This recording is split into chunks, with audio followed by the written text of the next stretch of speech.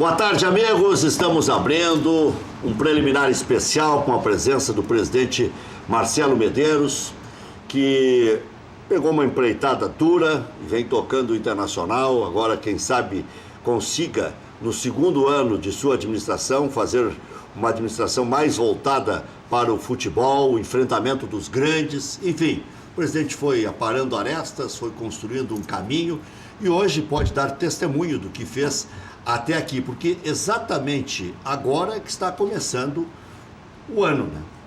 No dia 4 de janeiro, anteontem a reapresentação do elenco, ontem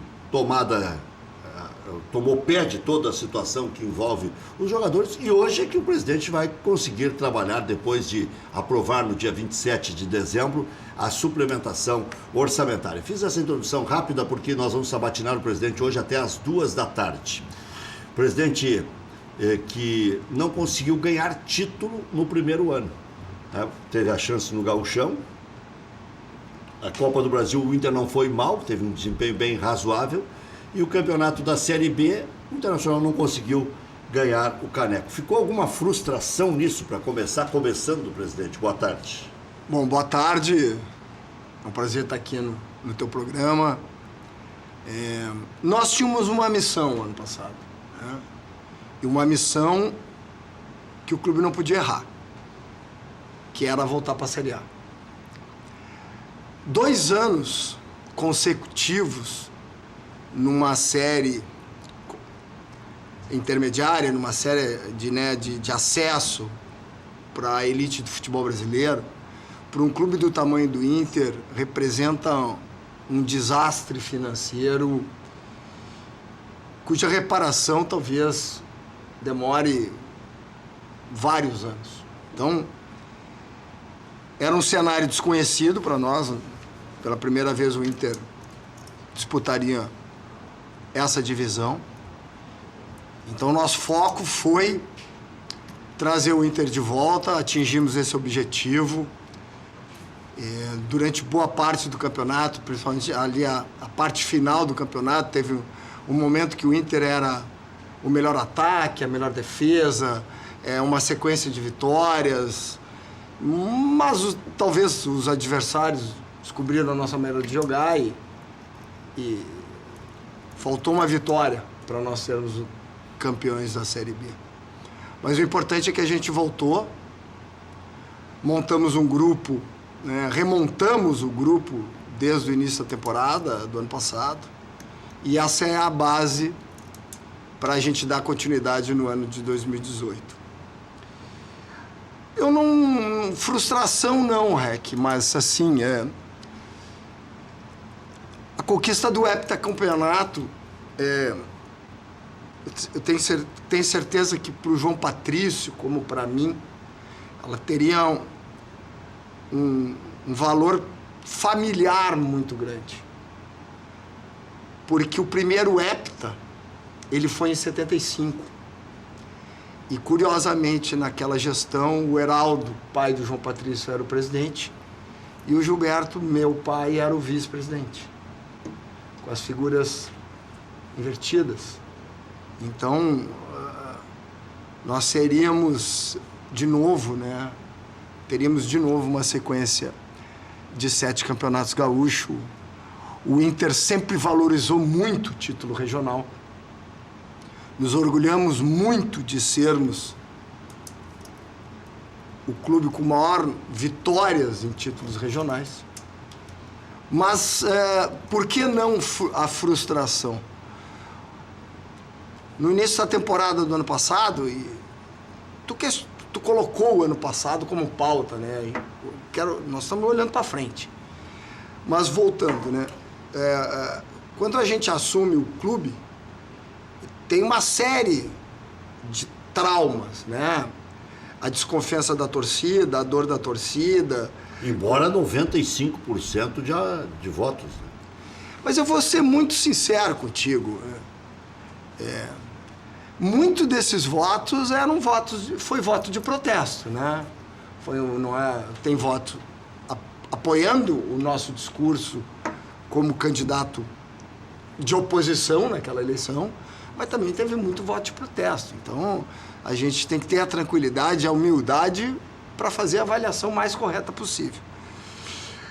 Quando nós assumimos, nós tínhamos um grupo que estava identificado com o ano de 2016, que tinha que ser feita a engenharia que nós fizemos.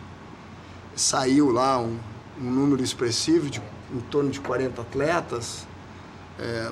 Veio um outro número em torno de 15 jogadores. E as coisas não são feitas da noite para o dia, né? Futebol, tu não remonta um grupo, não monta uma equipe, tu não traz uma nova comissão técnica e o resultado já é no imediato. Mas poderíamos ter, sim, sido campeões gaúchos. Tínhamos poder e força para isso e não fomos felizes em superar a equipe muito boa do Novo Hamburgo. Mas esse ano, dando continuidade ao trabalho, vamos ver se a gente belisca alguma coisa até o final do ano. Presidente, muito se fala em profissionalização do Internacional. O senhor já atingiu um bom grau de profissionalização dentro do clube? Já está mais ou menos nos eixos a coisa? Ou ainda, em termos de profissionalização, falta muito para que o Internacional fique nos trilhos? Outra coisa, alguns que vêm aqui, o senhor sabe que aqui é um programa que envolve muita política. Sim. E batem que o Inter tem mais dirigentes esse ano do que no ano passado. No ano retrasado, no caso, na gestão anterior. Da gestão anterior.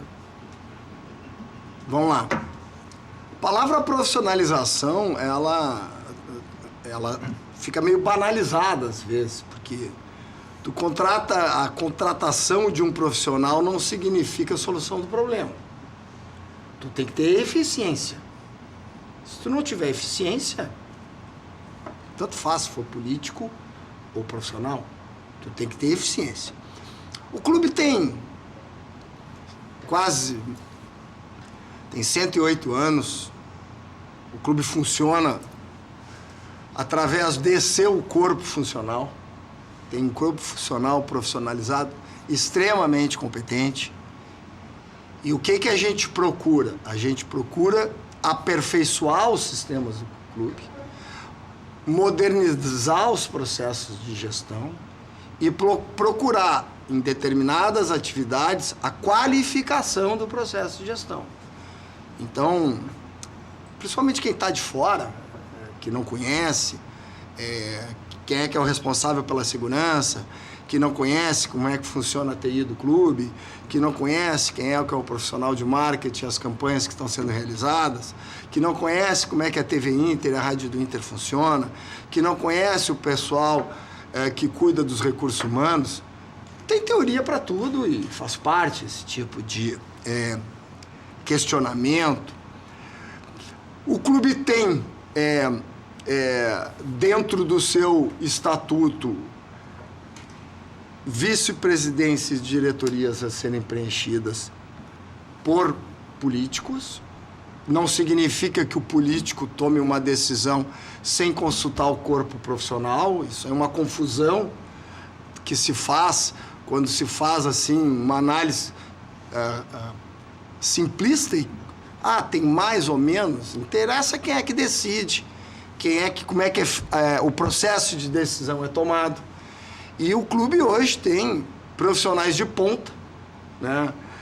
No comando profissionais, no que diz assim, o corpo científico do Inter, do departamento de futebol, fisiologia, preparação física, departamento médico, executivo, terapeutas, auxiliar, assistente social, tudo é profissional, tudo é profissionalizado. O nosso sistema de acompanhamento e avaliação de atletas, a coordenação da base, os diretores executivos da base, o Jorge Andrade, o Cabreira, que vocês conhecem. Você está satisfeito com a base? Vamos lá. Eu tô satisfeito com a base, porque nesse primeiro ano a gente já mostrou um crescimento importante. E base é mais tem que ter na base mais persistência e mais paciência com a preparação de jogadores do que num grupo profissional. Por quê? Porque são meninos. A grande maioria são crianças e adolescentes que saem de famílias muito simples, de origem muito humilde, e vêm para o internacional com uma expectativa e uma esperança de um futuro melhor.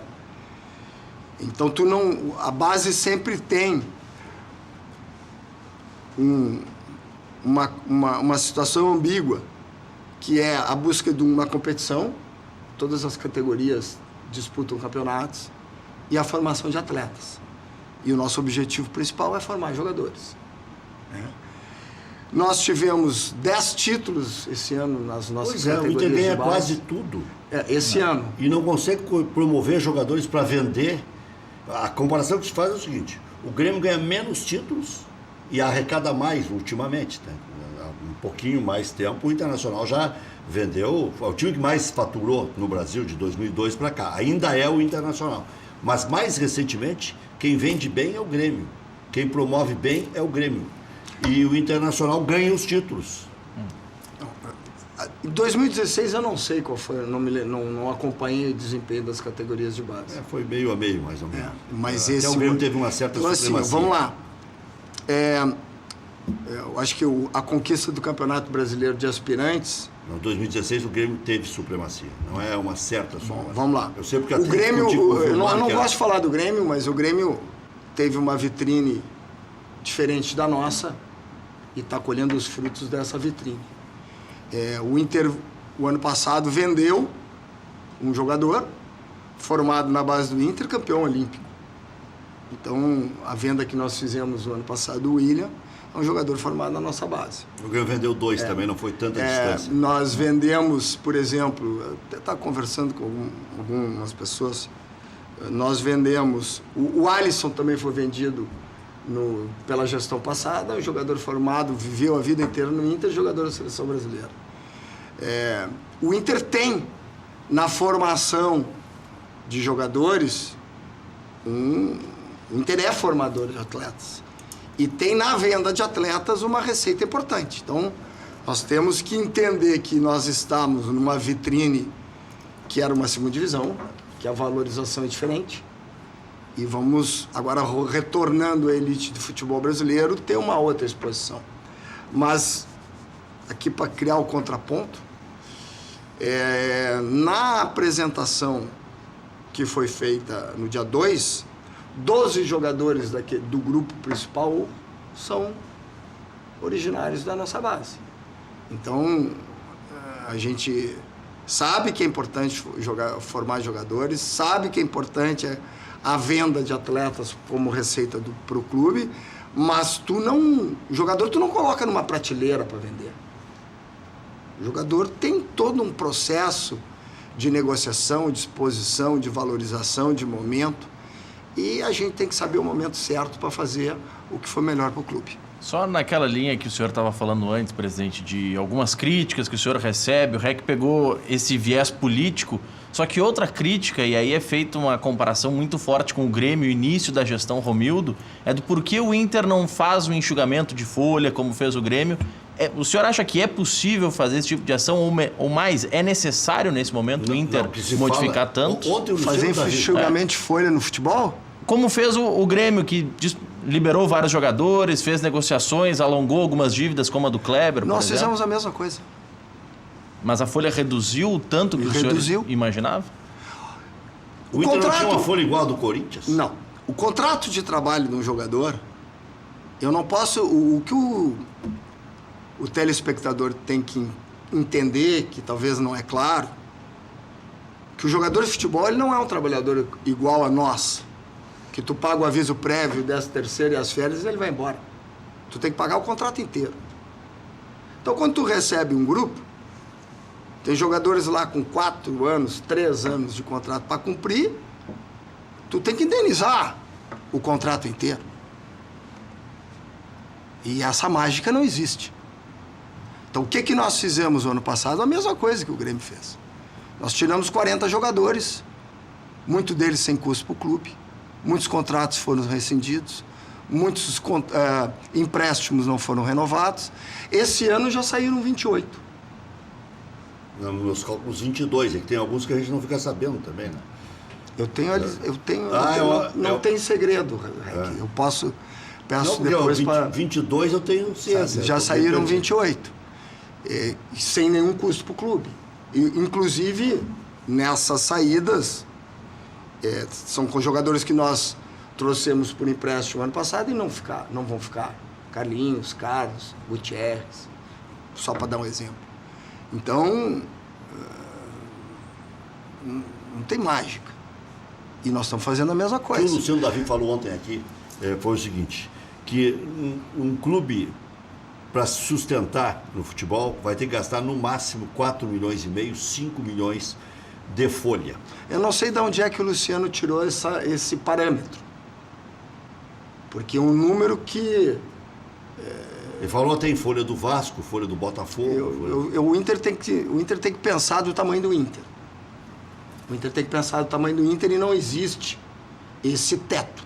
Me desculpe, mas é muito fácil de largar um número e estar do lado de fora do clube, não conhecendo o dia a dia do clube. Só de indenização trabalhista que o Internacional tem de jogadores que foram trazidos aí a peso de ouro, nós estamos fazendo um exercício de malabarista para isso. Então não vai fazer um condomínio de credores? Não vamos fazer condomínio. O clube tem credibilidade, o clube tem condições. Nós estamos fazendo uma série de pactuações, não só nas questões financeiras, não só nas questões bancárias, mas principalmente toda a questão que recebe. Por exemplo, chega uma ação trabalhista com mandato de penhora. Chamamos, o clube tem credibilidade, negociamos, parcelamos e estamos cumprindo as nossas obrigações. Então, sim, para não deixar nada nós penhorar. Reduzimos, por exemplo, despesas administrativas, comparando o exercício, na ordem de quase 15 milhões de reais. E estamos equacionando a nossa vida passo a passo. Presidente, é mais barato pegar dinheiro com o Sonda do que com o banco? Sim. Os contratos de mútuos feitos com o empresário, a taxa de juros é muito mais vantajosa para o clube do que no mercado financeiro. Porque não, todo mundo diz assim, mas aí dá um pedaço de passe. Não mas tem mais essa situação. isso. Essa situação não existe, não tem. Inclusive, essa questão já foi aberta no Conselho. Os contratos têm cláusula de confidencialidade, obviamente, mas está à disposição de qualquer conselheiro lá no departamento jurídico. Eu pergunto isso pelo seguinte, muito ainda se fala, mas 20% do passe do Fluminense, se fala em passe, nem existe mais, direito federativo, né? Mas muito, não existe isso, não, essa condição ela não existe. Só dos contratos anteriores à lei. Só dos contratos anteriores, e se eu não... Acho que não tem mais nenhum jogador que tenha essa situação com qualquer empresário que não seja dentro da nova lei. E nas renovações, já foram adequadas. Tem que equacionar, não já pode. Foram equacionados. Quando se renova um contrato com um atleta que tinha direito de empresário, tem que se fazer já foi equacionado isso. Mas nessa nova legislação da FIFA, o próprio atleta pode ter percentual, né? Pode. A ele que dá o percentual pro empresário, então. Tem que ser pessoas jurídicas com personalidade e com vínculo desportivo. O Luan, por exemplo, o Jair Peixoto, para citar um exemplo, do Grêmio, para não envolver nenhum jogador do Internacional. O Jair é empresário do Valdívia. Do Valdívia também. O Jair é um empresário sério, tem duas joias, né? O Valdívia agora está momentaneamente no Atlético, mas... são dois atletas desse empresário, não tem nenhum... As pessoas fazem uma certa confusão, né? O empresário, ele é um agente credenciado, é uma atividade legal, tranquila, transparente, é tudo documentado, ele é credenciado, ele representa os interesses, ele é um facilitador, muitas vezes, no processo de aproximação dos jogadores com o clube. Então... Hoje em dia é assim que funciona. Não, eu ia dar o exemplo do Jair Peixoto, que tinha 20% do Luan, por exemplo. Claro, aí ele renovou o contrato agora. Ele fez um outro acerto, ele deve ter recebido do Luan, então. Porque o clube não tem como. Pega 10% do fulano, do Beltrano, até acusam a sua administração, junto com o presidente Giovanni Luiz, que no final das contas, para acertar uma dívida com o Sonda, pegou um pedaço do Sacha, um pedaço do Valdívia, um pedaço para pagar 13º, férias. Se fala isso, mas... É tudo acerto de empréstimo. Não, nossa relação com o Sonda foram 2 contratos de mútuo, previsto aí no ordenamento jurídico, sem nenhum problema. Para ser pago até o final do nosso mandato. O Alisson, o senhor citou há pouco aí, está para sair para o Paris Saint-Germain, se especula, e até se especulou mais levemente para o Barcelona. O Internacional tem um percentual para receber ainda? E aí recebe em cima da diferença do valor que vendeu ou do total? Tem que ter, a saída do Alisson foi feita o ano passado, né? Então, aí tem que dar uma olhada no contrato, como é que foi feita essa transação, mas o Inter é o formador desse jogador e tem um percentual, no mínimo, garantido por ter sido o clube que formou o atleta. No mínimo 5% do mecanismo de solidariedade. Isso. Né? O Inter está torcendo que seja vendido bem caro para ganhar um dinheiro melhor. Estamos aí, né?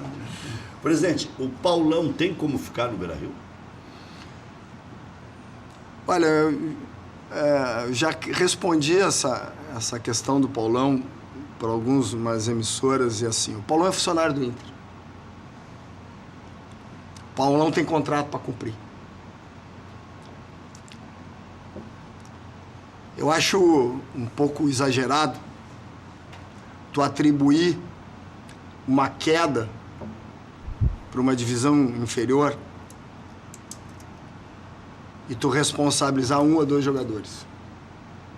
Ele pode ter ficado identificado com uma campanha, mas um clube, um time, ele não cai por causa de um jogador e não cai por causa de um jogo.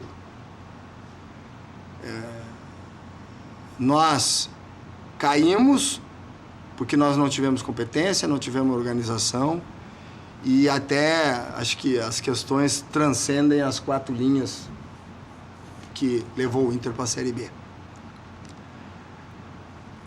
Toda a crítica, toda a desconfiança que se faz ao Paulão ou a qualquer outro jogador que esteja identificado com aquele mau momento, o melhor para ele é entrar em campo e mostrar seu valor. Então, o departamento de futebol e a comissão técnica que estão comandando o clube hoje, entendeu, em razão do desempenho do atleta no ano passado, que ele pode estar com o grupo esse ano. Então, o Inter não está colocando o Paulão no grupo principal para tentar repassar de novo na sequência do ano. Ô, Rec, vamos lá. Qualquer jogador que esteja no Inter, ou no grupo principal, ou disputando a Copa São Paulo, ou emprestado, e se chegar uma proposta que seja interessante para o clube, que seja boa para o jogador, a gente, independente se é zagueiro, atacante, goleiro, a gente vai avaliar. Inegociável só o Anderson, porque ninguém quer comprar isso. Não, porque o Anderson, a gente ouve especulação daqui, dali, acolá, que tem interesse. Nós não temos nenhuma proposta para esse jogador também. Aliás, nessa linha, Rec, o Glauber Gobato, na nossa transmissão do Facebook, em facebook.com/Luiz Carlos Rec, pergunta por que Anderson e Seijas não receberam essa mesma oportunidade que o Paulão está recebendo. Pelo desempenho. Uma questão de desempenho que os jogadores tiveram no ano passado. A avaliação do Departamento de Futebol e da Comissão Técnica foi essa. Se apresenta dia 8 e assim que eles tiveram uma conclusão sobre o processo para aqueles jogadores, vai ser tornado público. Mas é o desempenho. Em relação ao Roberto Melo, o senhor faria a frase que já se fez no futebol outras vezes? Entrou comigo e só sai comigo quando eu sair. Entrou comigo e sai quando eu sair. Não sei, eu conheço algumas frases. Umas até ficaram marcadas. Tu falou muito em título, né? O teu pai é um imbatível. O velho era muito bom de frase. Mas aquilo ali já dava uma porrada na administração anterior, né? Eu vim para pagar títulos e não conquistar títulos. Pagou, né? Sim. E fomos vice-campeão brasileiro. Um Brites, Balalo, Amarildo. Gilberto Costa, Amarildo, Eider, Norberto. Bom, o Roberto, ele tem a total confiança do Conselho de Gestão e da presidência. Ele tem o nosso respaldo e trabalha de uma maneira muito leal e não tem problema nenhum. Segue o barco. Porque a pressão também existe. Ela foi uma... presidente, esse ano o Inter está de volta à Série A, a pressão diminuiu? Claro que não. Não aumenta. Futebol sem pressão não existe. Ainda mais um clube do tamanho do Inter, os principais clubes do Brasil, os 12, 15 maiores clubes do Brasil, isso é pressão todo dia. Ainda mais hoje, né, com todas essas ferramentas de comunicação, com a palavra mais democratizada, que tu tem a instantaneidade da opinião, da informação, a pressão é direta.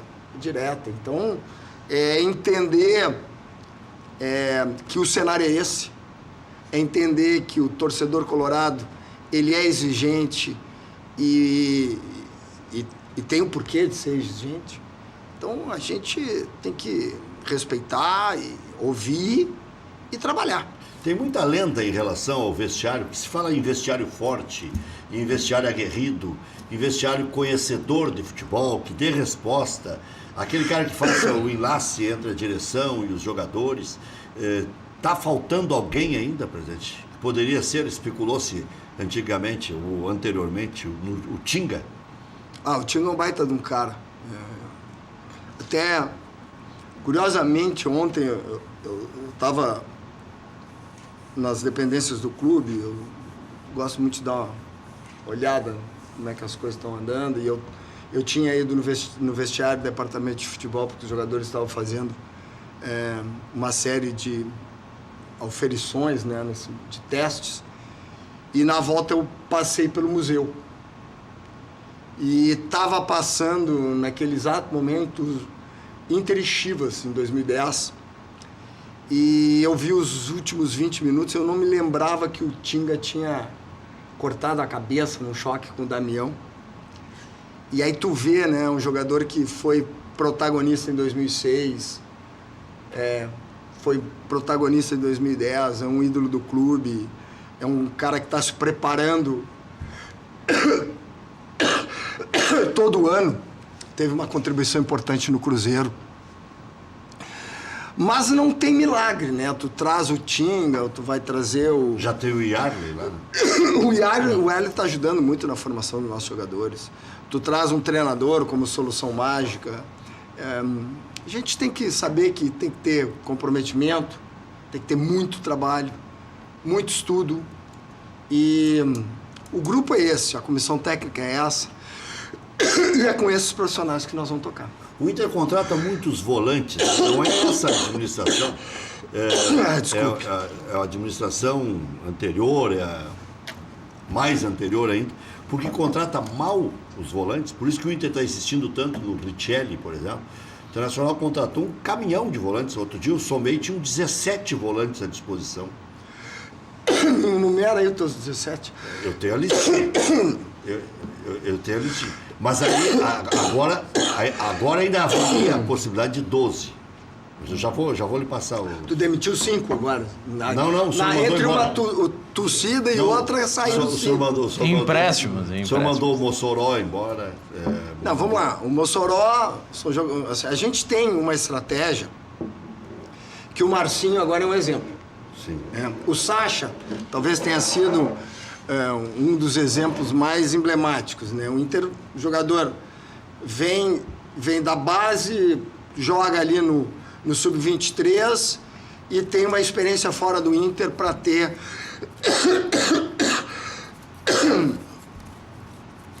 jogar, para ele ter a vivência do dia a dia, para ele não ficar num grupo aguardando uma oportunidade de entrar em campo. E tem o Mossoró, tem o Bertotto, que foi, tem... Aí já tem dois. O Ian Peter, o Alex Santana... Esse eu nem computei como agora, volante. Não, eu estou falando de jogadores que são nossos e que estão tendo a experiência fora do clube para ter... para jogar, para não ficar no grupo. Para ganhar rodagem. Para rodagem, a palavra, desculpe, me faltou a palavra. Bom, o que tu chama de volante? Primeiro ou segundo volante? Não, tu joga volante pelo lado, volante pela esquerda? Até o Anderson tinha na lista como Bom, pois volante. mas aí esses tempos nós estávamos no início da temporada, ano passado, porque o Internacional contratou 9 centroavantes. 9 centroavantes? Não.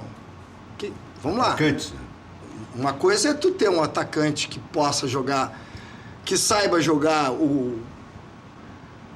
como pivô, como um jogador de referência, também faz as funções pelo lado, também vem de trás com a bola. Então é importante que tu tenha um grupo que dê ao treinador opções. Então, acho que assim, nós temos que joguem na função ali, principalmente defensiva. O Dourado, o Charles, o Gabriel Dias, o Patrick chega, o Edenilson chega, que chega na frente, que dá movimentação. Então... eu até tinha computado o Val também como volante, mas ele está jogando como lateral. Edenilson, Dourado, Charles, Fabinho e Gabriel Dias. O Fabinho faz a função, também faz a função do lateral. O Edenilson também faz a função do lateral. Mas agora tem bastante lateral, né? Não, mas o REC é assim, ó. Vamos lá, o futebol... O Campeonato Gaúcho, ele tem uma limitação de inscritos, né? O ano passado nós tivemos 4 goleiros inscritos. E chegamos na final do campeonato, os 4 machucaram.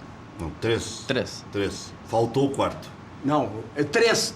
Não, tivemos O Daniel jogou O Daniel jogou só a Copa do Brasil, não estava inscrito. Foram 3. E o goleiro tu não pode improvisar. Esse ano vão inscrever 4. Não, nenhum clube inscreveu 4. Não, o Grêmio e o Novo Hamburgo. O Grêmio... porque o Grêmio tinha Libertadores, Então é o seguinte, O Novo Hamburgo escreveu 4. a gente fala, tem, mas tu vai usar, tu vai precisar. Chega no fim da temporada... tem uns aqui, por exemplo, que eu até perdi o contato. Silva, Jair, Jefferson, Bob se apresenta. O Bob se apresenta... O Jair ainda pertence ao Inter? O Jair está em final de contrato. E aí o senhor libera. Liberou. Muita gente diz, por que elogiaram tanto o Bertotto? O Abel chegou a dizer que era o Falcão de perna esquerda. Um santo exagero, né? Mas por que o Inter liberou o Bertotto? O Bertotto fez uma boa... Eu gosto do Bertotto. Eu acho que o jogador que joga de lateral, joga de segundo volante, joga de primeiro volante. Avaliação do departamento de futebol, está no Veranópolis. Encontrei ele na praia, desejei sucesso. Né? É um menino que tem personalidade. É do Inter. Vai jogar, vai rodar. Inter, mas não terminou o contrato? Não, ele está emprestado no Veranópolis. Mas a informação foi equivocada da imprensa, então. Que Então, o Inter terminou o contrato e o Inter liberou de graça. Então pode ser, né? Mas ele é um jogador que eu acho que vai ter sucesso. E o João Afonso? Tá no Brasil, né? Mas vai voltar ou voltou? Não, tá na relação dos 28. Que já saíram. Sim. Bom, então não foi pro Brasil, porque o Brasil foram... Foi pro ABC. Pro ABC. A Inter emprestou 4 pro ABC. Ian Peter, o João Afonso... Cassiano e Vitinho. O Cassiano é o velho? É o velho Cassiano. Mas tá terminando o contrato também. Também. E o Vitinho é um atacante. Não é aquele que tu gosta? Sim, não. Até não gostava tanto. Tu me perguntasse se eu gostava do Vitinho uma vez num programa, e eu disse que era um bom jogador e tu... Mas ele foi um bom jogador. Ele é um bom jogador. Mas é um daqueles... Foi decisivo em alguns momentos. Ele não é intenso. Não é um jogador de jogo inteiro. Mas é um jogador que ele tem... é terminal. Ele define. O Marinho, é parecido com ele? Marcinho. O Marcinho é o do Inter. Eu tô falando do Marinho, aquele que ajudou o rebaixamento do Inter, que salvou o Vitória, né? Um do Vitória. Então, foi o melhor, eu acho que foi a melhor temporada do Marinho, né? Porque no Inter ele não conseguiu nem ter chance. Sabe Onde é que ele tá agora? Tá na China. Fazendo. Tá jogando num time lá e não Mas quer eu nem acho que a voltar. temporada dele no Vitória, isso depende muito, né, do grupo, do treinador, do jogador ter se encaixar bem num sistema de jogo, tá num processo de autoestima que ele tem confiança. Às vezes tu tem um jogador que tem um bom momento no clube e vai para outro clube e não tem o mesmo desempenho. Presidente, quando o Inter colocou o Odair, essa é uma pergunta complicada. O Inter tinha medo de não subir, porque se empatasse com o Oeste já era o suficiente. Não tinha mais clima, nem mais para um jogo para o Guto Ferreira, ou foi estratégico, já que o contrato previa que se ele subisse o Internacional, ele renovaria automático e ganharia uma premiação extra? Não tem nada a ver com contrato, com premiação, Por isso que ele espumava de bravo, se é que isso é verdade também, né? Porque daqui a pouco quem conta um conto aumenta um ponto, né? Vamos lá. Dizendo que o Inter foi estratégico quando demitiu ele exatamente no jogo anterior ao enfrentamento com o Oeste. Tu rescindir o contrato de um profissional durante a competição é talvez a situação mais difícil para o dirigente. Eu, particularmente, já passei por isso com outros profissionais e hoje, graças a Deus, eu tenho uma relação de muito respeito com todos eles. Com o Dunga, com o Zago e com o Guto também. E todos esses profissionais, eles entendem isso. Sabe que o futebol O senhor falou com o Guto nos últimos dias? Nos últimos dias, não. Eu falei com ele depois da rescisão, dei uma ligada para ele, trocamos mensagens de Natal e de fim de ano, mas não sou eu que negocio isso. Ele tem o advogado dele, o clube tem seus profissionais que tocam isso. Mas o senhor não ficou curioso de saber se ele vai botar na justiça, já que o senhor A justiça está fechada, está em recesso. Sim, mas ele não lhe disse nada disso. Olha, eu quero dizer o seguinte, tá tudo assim, ó,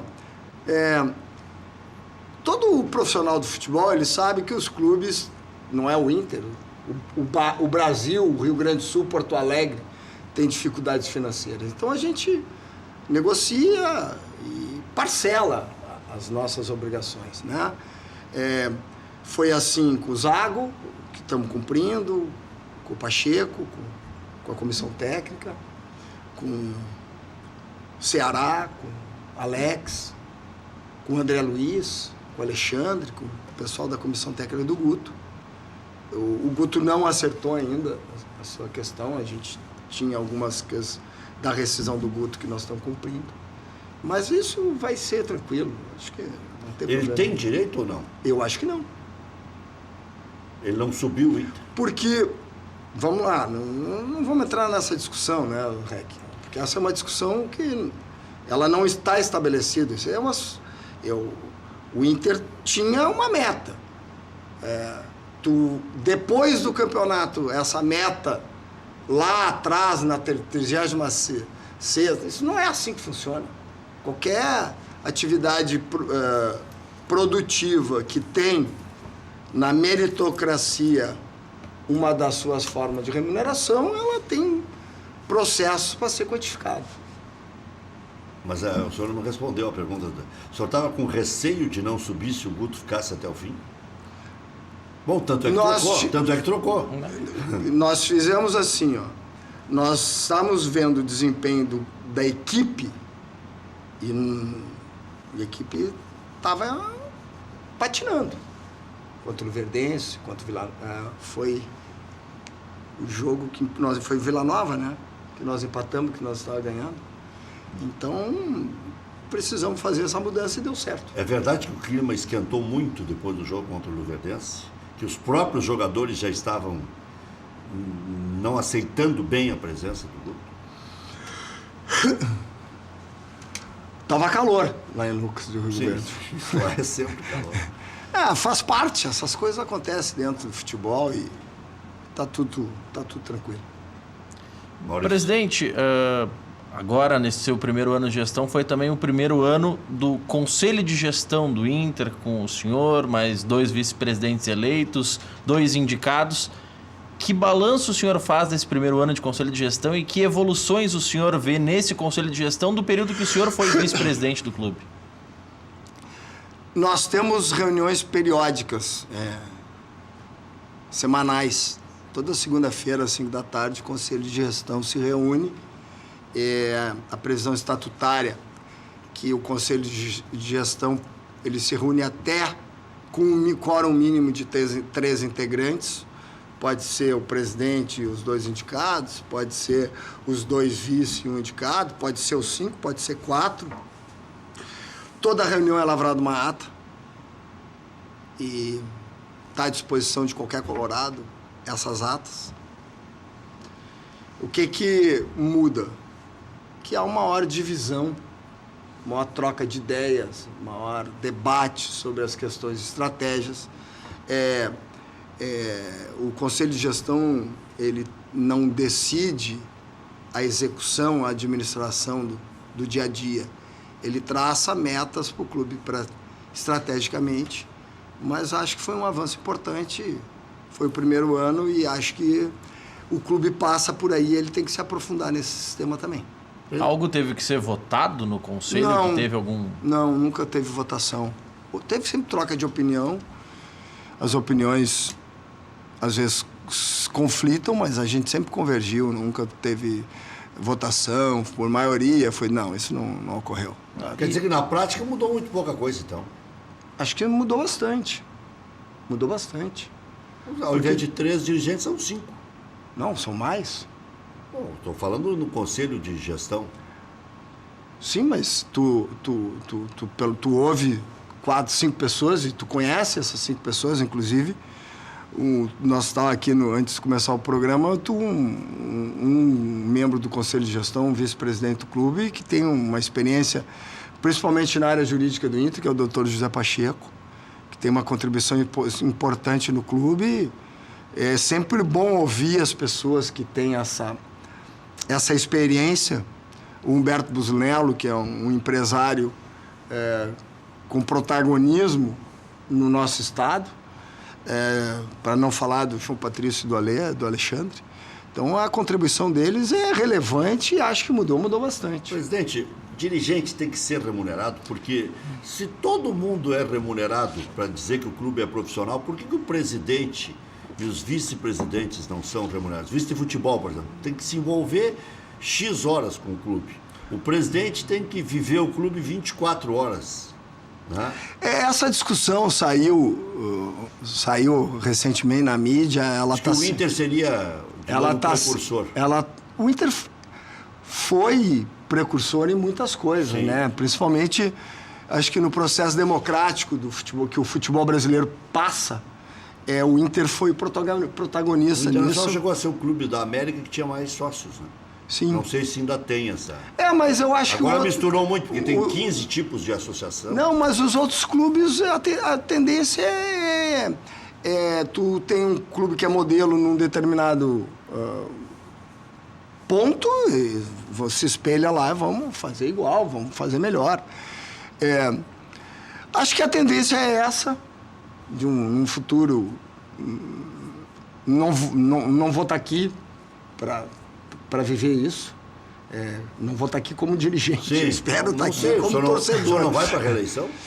Nem estão pensando nisso. Estão pensando dia 18 aí, primeiro jogo do Gauchão. Tem um mandato para cumprir. Mas isso está sendo questionado dentro do Conselho, uma comissão específica do Conselho Deliberativo. Então está andando. Tá em discussão, mas acho que ainda é embrionário isso.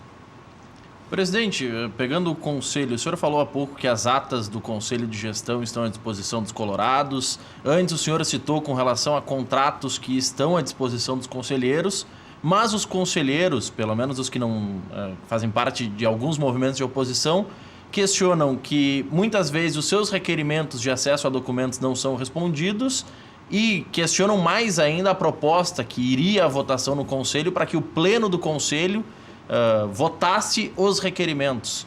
Como que o senhor vê essas questões junto com as críticas que o senhor também recebe do portal de transparência do clube, que não estaria sendo utilizado? Nós tivemos um problema no portal de transparência, a gente reconhece esse que a gente poderia ter feito melhor, ele já está atualizado, nós demos uma atenção especial para que o portal tivesse a atualização exigida e necessária, está ok agora. Acontece que nem todo ofício ele merece atenção, tem muitas coisas que já foram até esclarecidas, que já foram até debatidas. Queremos não sei o que, o clube já faz. Queremos olhar uma conta de 2011, o exercício já foi encerrado. Então, essa questão do pleno decidir, isso não é da diretoria, isso é uma questão são órgãos independentes, o clube não tem nenhuma ingerência sobre essa questão de ofícios ou não encaminhados para serem votados. Isso não passa pela gestão, pelo Conselho de Gestão, nem pela presidência. O que acarreta para o Internacional esse problema de ter que, no fim do ano, com suplementação orçamentária, fechar o balanço e tal?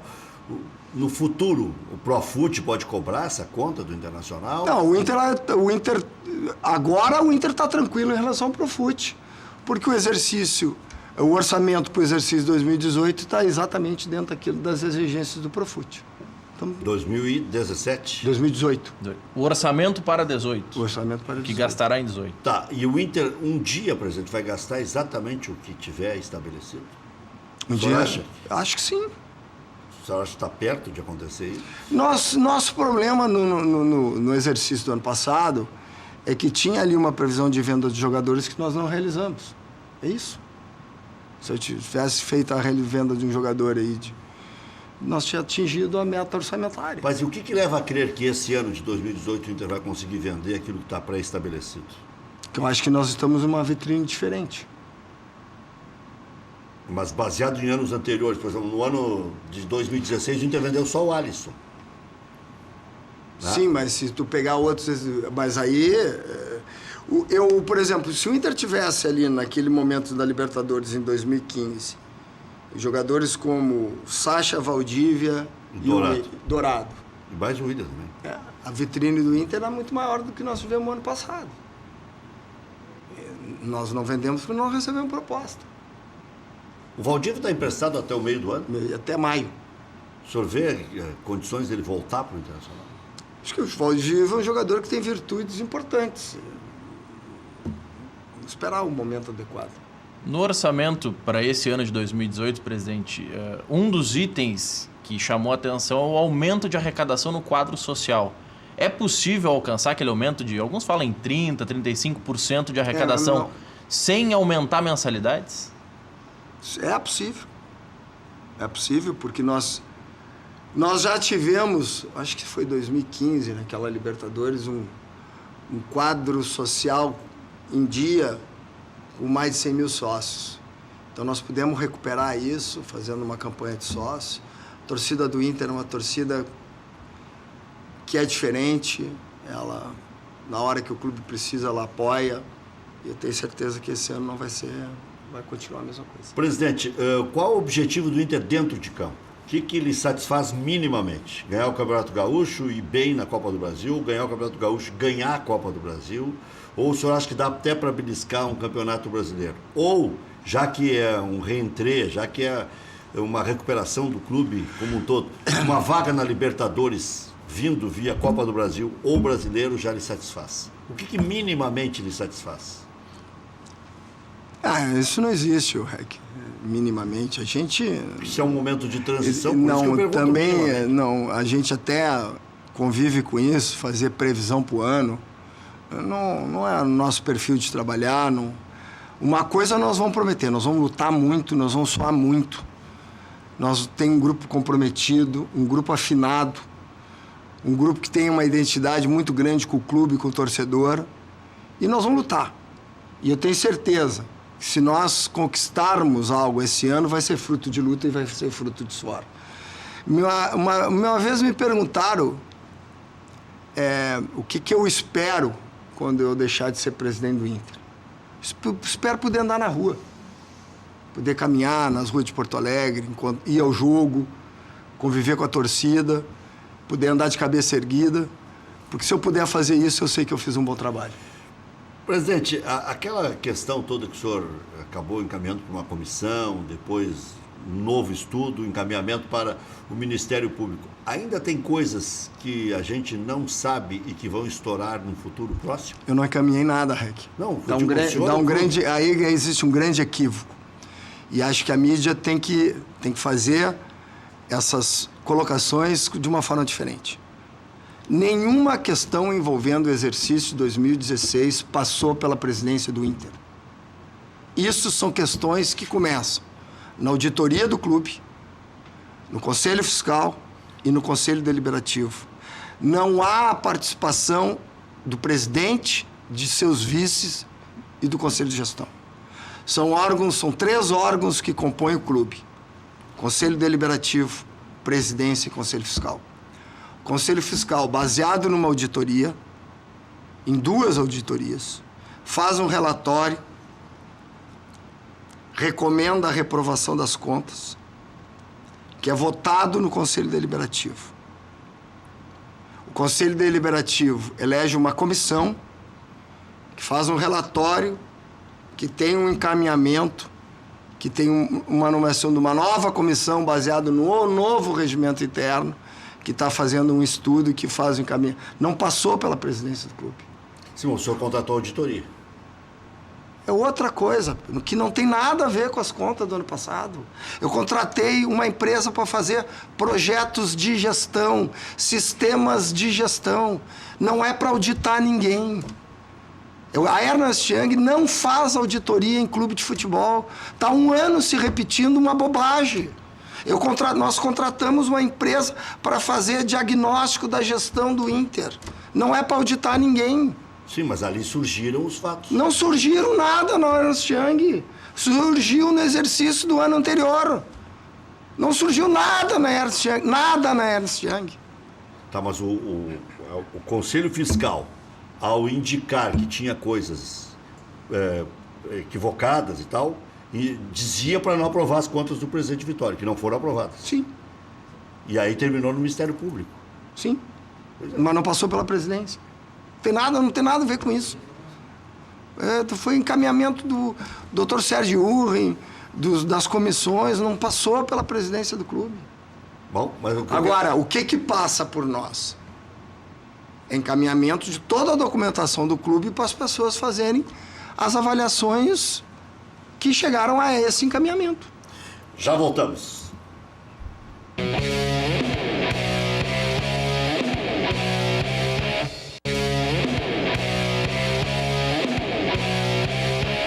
Nesse mesmo momento, o presidente Vitório Pífero, que escolhe prefixo para falar, eu acho que ele tem até medo de ser questionado de algumas questões mais cabeludas, então faz uma parceria. Mas falou o que o presidente Vitório Pífero? Resumindo, Rec, sobre o rolo, enfim, das contas e dos valores que foram para o Ministério Público. O presidente Vitório Pífero atribuiu à imprensa a confusão, porque a imprensa divulgou as irregularidades e disse que estas irregularidades são registradas no Inter nos últimos 15 anos, mas só agora o Conselho resolveu implicar com elas. Tá, e por que ele não fez diferente?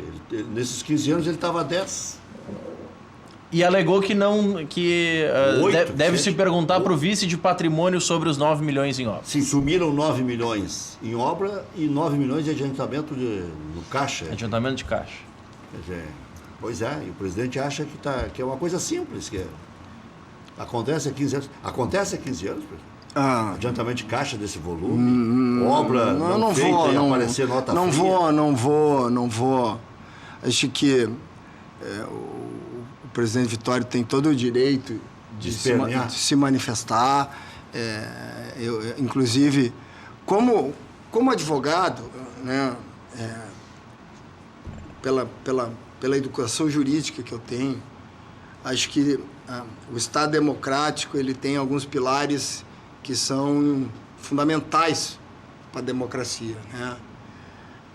A liberdade de expressão, e acho que a imprensa ela tem o direito de informar e opinar, então acho que a imprensa não é responsável por nada, ela faz o seu papel.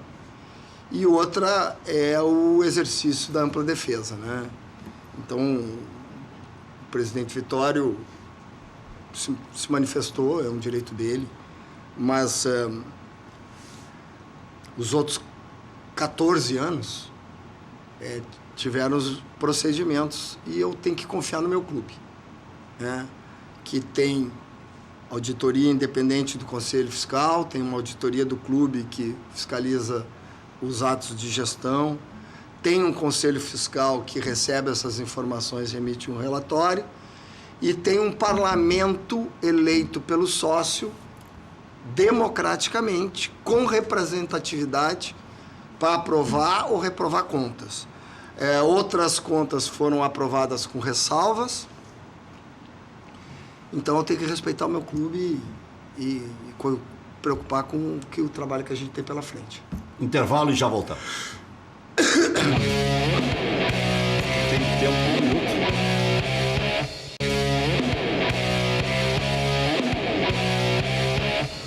Presidente, muito obrigado pela presença. O que o torcedor pode esperar aí daqui para frente que aconteça e que não dê mais burburinho? O Internacional tem como diminuir, por exemplo, a briga política? Eu quero que o senhor faça um fecho disso tudo. O Inter tem uma vida política intensa, né?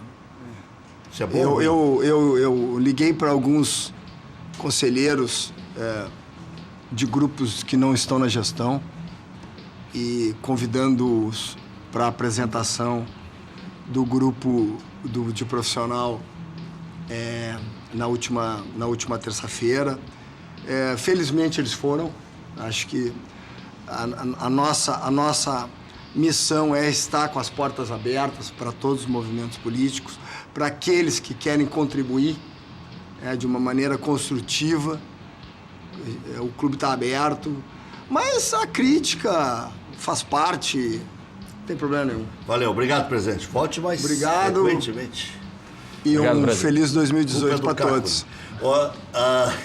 Às 19 horas tem mais.